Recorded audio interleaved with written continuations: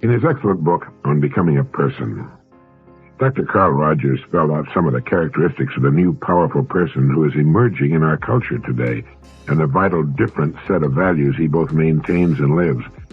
I stressed, he writes, his hatred of phoniness, this new person, his hatred of phoniness, his opposition to all rigidly structured institutions, his desire for intimacy, closeness, and community, his willingness to live by new and relatively moral and ethical standards, his searching quality, his openness to his own and others' feelings, his spontaneity, his activism, and his determination to translate his ideals into reality. I'm talking, he wrote, about a relatively small number of people, but I believe that these people constitute the change agents of the future. When some part of a culture is decayed at the core, a small group with new views, new convictions, and a willingness to live in new ways is a ferment that can't be stopped. Let's take a look at that new person emerging in our culture and see if you and I qualify. I'd like to think that the total subscription list of Direct Line is made up of these powerful new emerging people. First, his hatred of phoniness. Our new powerful person sees through facades and tinsel, outmoded and ridiculous customs and beliefs. Free of the tyranny of things and the opinions of others, he and his family, he and her family, live in a kind of solid serenity where true values count, where the verities, things like truth and justice, the family and work, take on real meaning. It is in the avoidance of phoniness that real freedom may be found, and one can drop off the rat race with a great sigh of relief. There are no inner circles to which these people need apply for membership. They are the centers of their own circles. This person is opposed to all rigidly structured, closed institutions. Such institutions are saying, by the fact that they're rigidly structured and closed, we have the answers. We need look no further. This is it. The new powerful person knows that at this early stage of our development, such thinking is infantile. We do not have all the answers about anything. And just as the maturing person is in a stage of growth, of becoming, so is a vital institution. It uses what it has and what it knows as springboards into the future, and assiduously avoids becoming closed and rigidly structured. A good and viable institution, like a self-actualizing person, is always in a state of growth, of becoming. He has a desire for intimacy, closeness, and community, and a willingness to live by new and relative moral and ethical standards. This person has a searching quality and an openness to his own and others' feelings. He's spontaneous, unafraid of what others will say of his enthusiasms and ideas, and is determined to translate his ideas and ideals into reality. Now, of course, these people must constitute a relatively small number of people, a true inner circle, the most important and influential club of human beings on earth. The qualifications for membership are tough. To meet them takes work, thought, and study, a willingness to find oneself and be oneself, but the prerequisites of membership are great indeed. One of them is freedom. Another is joy. One of the world's greatest cartoonists, to my mind, is Fernando Clan. Many years ago, I cut one of his cartoons out of the Reporter, which depicted the entrance and exit to a subway. Coming out of the exit is a crowd of adults. Going down into the entrance is a crowd of children. All the children are laughing and smiling and enjoying themselves. But on the faces of the adults coming out of the subway are expressions of anger, boredom, worry, and not one smile or joyful expression in the lot. There's no caption. None is needed. The cartoon very graphically asks the question, what happened to all of those smiles and happy expressions between the ages of childhood and adulthood? Well, what did happen to them? Are we to say that adult life is so full of sorrow and pain and problems that it cannot be experienced in a consistently happy way? No. In fact, a little later I'm going to give you some statistical data pertaining to happiness, who's happy and why. But this group of powerful people, emerging people in our society, while more aware of the world's problems than 95% of their fellows, still enjoy their lives and do not belong to that sad group coming out of Fernando Clan's subway. I've stood at the exits of subways and watched the people coming up. Nobody expects them to be doubled over with helpless laughter or skipping and playing like children, but their expressions seem to indicate that life for them is an extremely serious and as yet unfathomed riddle, and they give the impression that they're not growing as persons, and are perhaps, in fact, growing back, shrinking into their little molds and hardening like concrete. Incidentally, my all-time favorite Fernando Clan cartoon portrays a man on the end of a pier who is obviously bent on suicide. He has a rope tied around his neck with the other end tied around a great stone. In attempting to throw the stone over the end of the pier, all he has accomplished is to drop it on his foot. The cartoon shows him hopping on one foot, holding the injured foot in his hands. The caption of the cartoon is simply incompetence. And if we ever needed proof that the only way to growth and maturity and knowledge lies in the lonely and arduous hours spent alone in thought and study, this thought from the German philosopher Arthur Schopenhauer should convince us: truth that has merely been learned is like an artificial limb, a false tooth, a waxen nose. It adheres to us only because it is put on. But truth acquired by thought of our own is like a natural limb. It alone really belongs to us. And if you wonder from time to time why so many of the adults you see and know about you shackle themselves with the outmoded ideas of the past, Schopenhauer also wrote, "There is no absurdity so palpable, but that it may be firmly planted in the human head if only you begin to inculcate it before the age of 5 by constantly repeating it with an air of great solemnity." When a child asks his parents what he should be when he grows up, they often, and with the very best of intentions, try to steer him toward a particular calling or profession. I remember my parents wanted me to be a lawyer. When children seek advice, here's a pretty good answer. Look for the truth. Look for the truth in everything. Spend your entire life looking for truth, and you will have spent it as nobly as any human being who ever lived. And the calling that's right for you will come along. Archibald MacLeish wrote, "What is freedom? Freedom is the right to choose. The right to create for oneself the alternatives of choice. Without the possibility of choice and the exercise of choice, a man is not a man, but a member, an instrument, a thing." Dr. Carl Rogers says that responsible personal choice is the most essential element in being a person and is the core experience in psychotherapy. Francis Bacon said, "If a person will begin with certainties, he will end in doubts. But if he will be content to begin with doubts, he will end in certainties." Isn't it true that we try to raise our children to begin with certainties in which we ourselves have no deep and abiding faith? And isn't it also true that most people reach adulthood in frustration and doubt and fear because those childhood certainties have crumbled and fallen apart? Could this be why the people coming out of Fernando Khan's subway appear to be marching to a death camp? Now let me read something to you and see what you think of it. 40,000 years ago, in the bleak uplands of southwestern Asia, a man, a Neanderthal man, once labeled by the Darwinian proponents of struggle as a ferocious ancestral beast, a man whose face might cause you some slight uneasiness if he sat down beside you, a man of this sort existed with a fearful body handicap in that Ice Age world. He had lost an arm, but still he lived and was cared for. Somebody, some group of human things in a hard, violent, and stony world loved this maimed creature enough to cherish him. And looking so across the centuries and the millennia toward the animal men of the past, one can see a faint light, like a patch of sunlight, moving over the dark shadows on a forest floor. It shifts and widens, it winks out, it comes again, but it persists. It is the human spirit, the human soul, however transient, however faulty men may claim it to be.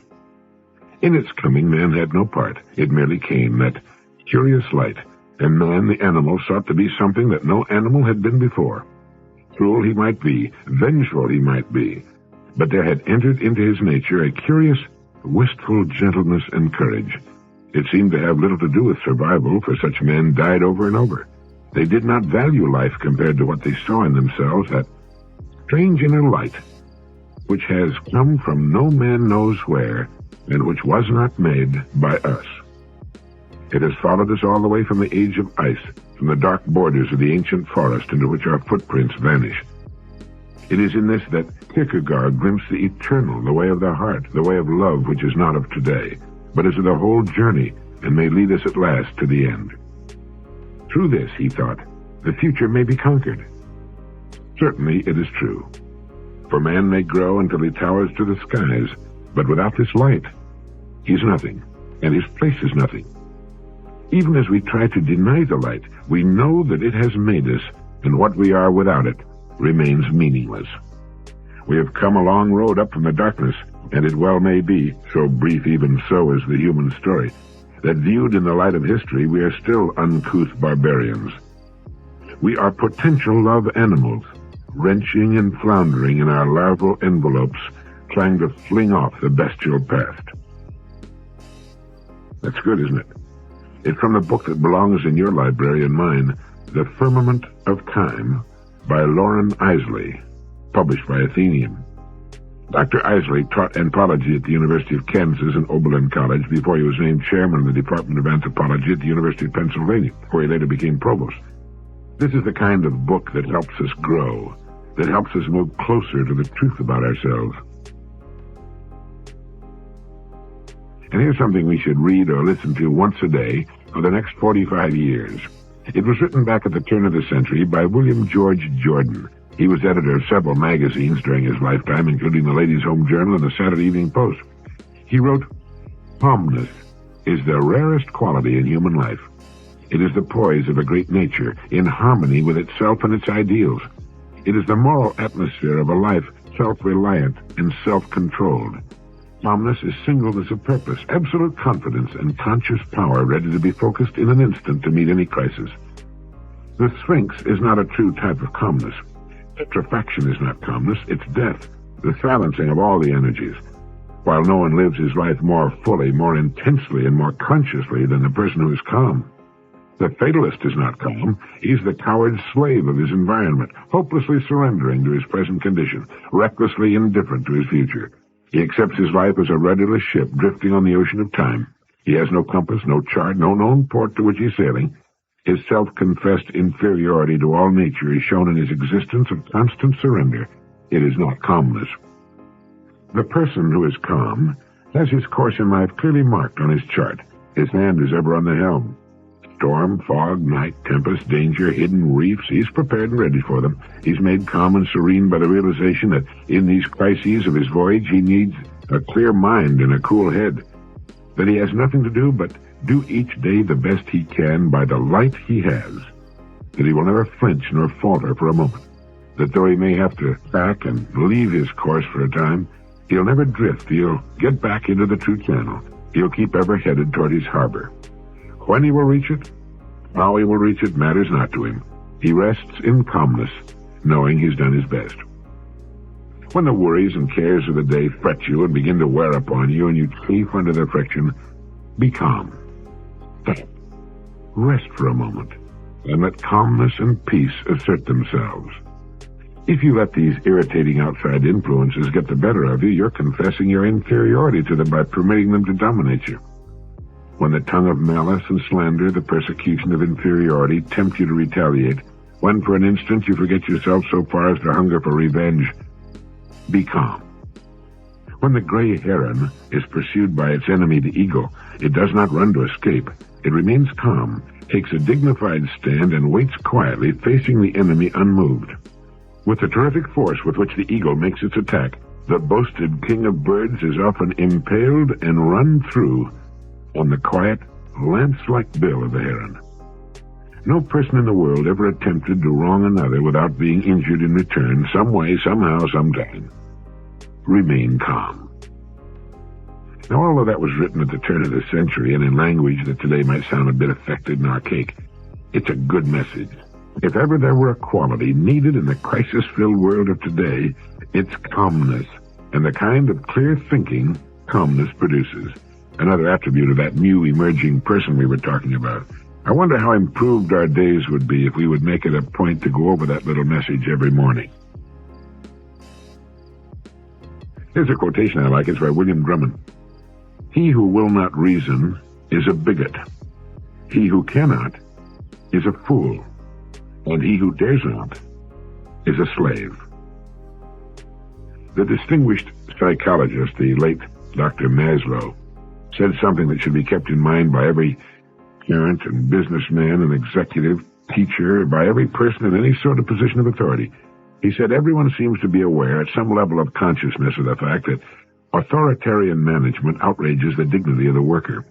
He then fights back in order to restore his dignity and self-esteem. He will do this actively with hostility and vandalism and the like, or passively as a slave does with all sorts of underhanded, sly, and secretly vicious countermeasures. These reactions are puzzling generally to the dominator, but on the whole they're easily enough understood, and they make very real psychological sense if they're understood as attempts to maintain one's dignity under conditions of domination or of disrespect. In the foreword to his book, If Men Were Angels, Milton Mayer writes of when he was a youngster. His mother would say, "Wear your rubbers." "Oh, gosh, Ma. Don't gosh me, wear your rubbers." "Why do I have to wear my rubbers?" "Because I say so, that's why."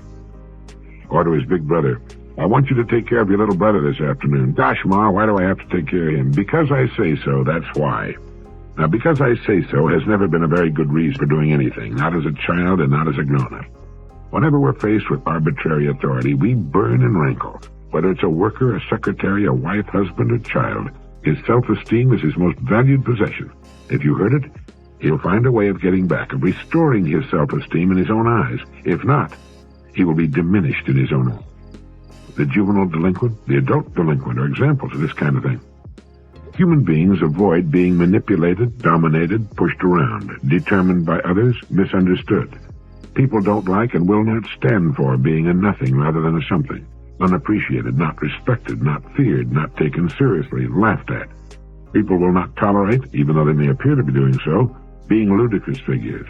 They don't like being treated as a physical object rather than as a person. As a rule, they don't like to take orders, be forced, used, exploited, controlled. They don't want to feel that they're helpless, compliant, deferent, an interchangeable person. What human beings are seeking is to be prime movers, self-determination, to have control over their own destinies, to determine their own movements, to expect success, to be active rather than passive, to be a person rather than a thing, to have others acknowledge their capabilities fairly. To succeed as a manager of others, in getting along with people generally and our families, we must avoid anything that tends to diminish another person's self-esteem, because people must then find a way to build it back up and will generally do it in a negative fashion. They will strike back at us directly or indirectly. People will willingly follow the direction of another who directs them in such a fashion as to bolster, or at least keep intact, their feelings of self-esteem. And one of the ways to keep good employees is to keep the level of noise to the absolute minimum. The German philosopher Arthur Schopenhauer wrote, "The amount of noise anyone can bear undisturbed stands in inverse proportion to his mental capacity, and may therefore be regarded as a pretty fair measure of it." Noise is a torture to all intellectual people. A good indication of the truth of that can be observed by watching children grow up. In their first few grades, they shout at each other constantly at the very top of their lungs. Anyone who has had to take a small child to a children's matinee can attest to that, or listen to them on the school playground.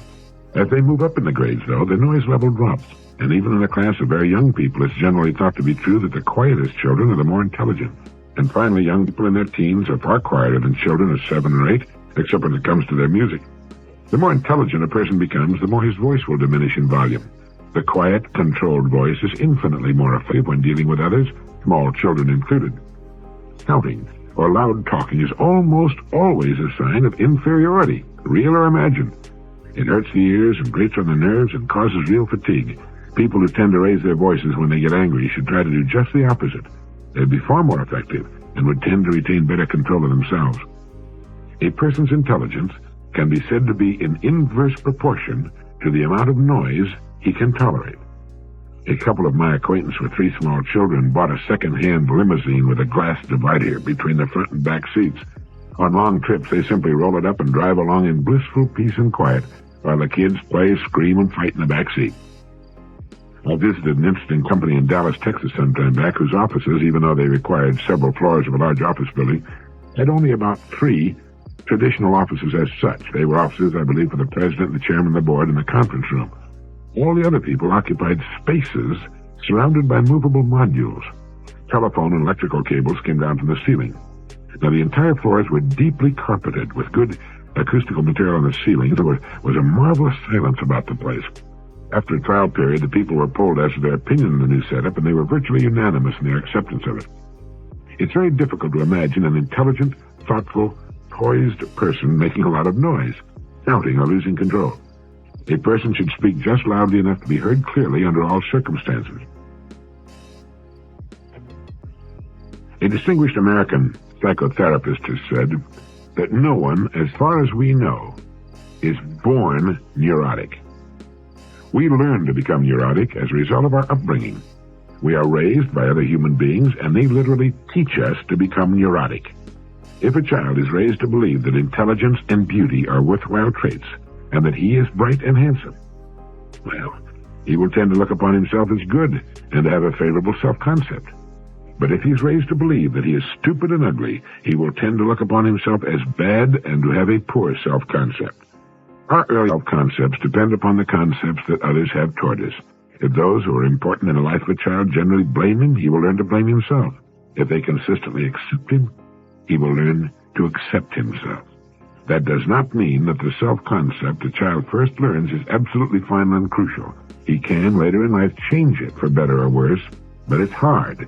And this early self-concept is most important, and it does tend to set the pattern for later attitudes and behavior. I read somewhere that self-confidence is like a psychological credit card, and I can still remember my mother telling me that I could do anything I set my heart upon. To tell a youngster he or she is great is to give him the kind of self-image he needs to build a meaningful life for himself. Youngsters will discover their limitations, their blind spots, the areas in which they have little or no aptitude soon enough without our help. Self-confidence is a kind of psychological credit card, and is of far greater value than any other we can carry. When we see someone who is neurotic, it should elicit our sympathy in the realization that the person was not born that way. He was taught to be neurotic by his elders. Neuroses are like chains that are put on children to hinder them in their development and activities. If you'd like to examine yourself for traces of neurosis, Dr. Albert Ellis, in his book How to Live with a Neurotic, gives us a list of popular beliefs, irrational ideas, really, each of which indicates a neurosis. You can check your own against the list. Remember, each of the following statements is false and indicates a neurosis. An adult must be approved of or loved by almost everyone for almost everything he does. What others think of him is most important. Depending on others is better than depending upon oneself. A person should be thoroughly competent, adequate, talented, and intelligent in all possible respects. The main goal and purpose of life is achievement, success. Incompetence in anything whatsoever is an indication that a person is inadequate or valued. One should blame oneself severely for all mistakes and wrongdoings. Punishing oneself for errors will help prevent future mistakes. A person should blame others for their mistaken or bad behavior. He should get upset by the errors and stupidities of others. One should spend considerable time and energy trying to reform others. One can best help others by roundly criticizing them and sharply pointing out the error of their ways. Because a certain thing once strongly affected one's life, it should indefinitely affect it. Because a person was once weak and helpless, he must always remain so. Because parents or society taught the acceptance of certain traditions, one must go on unthinkingly accepting these traditions. If things are not the way one would like them to be, it is a catastrophe. Things should be better than they are. Other people should make things easier for us, help with life's difficulties. No one should have to put off present pleasures for future gains. Avoiding life's difficulties and self-responsibilities is easier than facing them. Inertia and inaction are necessary and or pleasant. One should rebel against doing things, however necessary, if doing them is unpleasant. Much happiness is externally caused or created by outside persons and events. A person has virtually no control over his emotions and cannot help feeling bad on many occasions. If something is or may be dangerous or injurious, one should be seriously concerned about it. Worrying about a possible danger will help ward it off or decrease its effect. Well, what did you do? That was a list of beliefs indicating neurosis. Getting back to our saying that self-confidence is a kind of psychological credit card, I don't think enough has been said about the power of positive expectation. It's truly amazing, and there's simply no explaining it.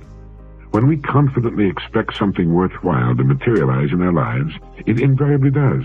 It works like pure, unadulterated magic. It gives each of us a kind of magic wand with which we can bring all sorts of interesting and rewarding events and things into our lives. Those who have cultivated this power, who consciously and actively work at it, regularly do the most amazing things. As with neurosis, we're often taught as youngsters to expect the worst. So we have so often heard people say, well, with my luck, the whole deal will fall through, indicating that their luck is usually bad.